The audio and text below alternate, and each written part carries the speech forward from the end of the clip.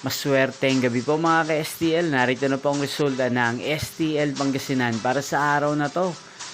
Third draw, October 5, 2025, araw ng linggo. Naway, ang mga natayahan niyo po mga numero kanina ay manalo nawa ngayong gabing ito, 8:45 PM. Kaya kunin niyo na po ang inyong mga ticket. Narito na po ang resulta.